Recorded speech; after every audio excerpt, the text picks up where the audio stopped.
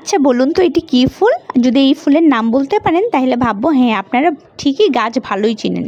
অনেকেই জানি এই ঢাকা শহরে গাছ চেনে না।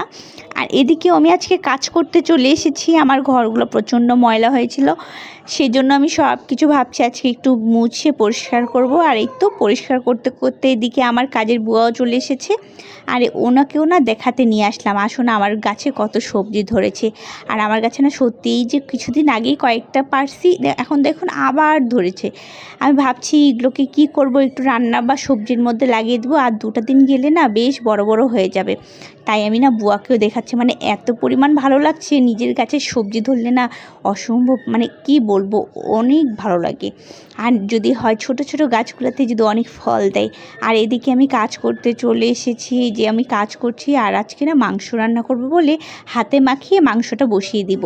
এই জন্য আমি আগে থেকে মাখিয়ে নিচ্ছি। আর এ পাশে আমি না মাংস মাখাতে মাখাতে এত পরিমাণ ফুচকা খেতে ইচ্ছে করছিল যে সব কিছু রেডি করে আমি এদিকে ফুচকা বানিয়ে খেতে বসে গেছি।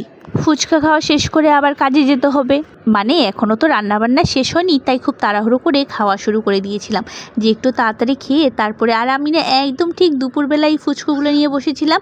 যাই হোক চলুন খাওয়া শেষ করে এদিকে আমি রান্নাটাও কমপ্লিট করে দুপুরের খাবার দাবার শেষ করে চলে যাই, আবার বাচ্চাকে স্কুল থেকে আনতে হবে।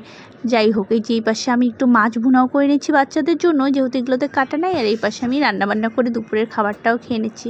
আজকে তাহলে এই পর্যন্তই, আল্লাহ হাফেজ।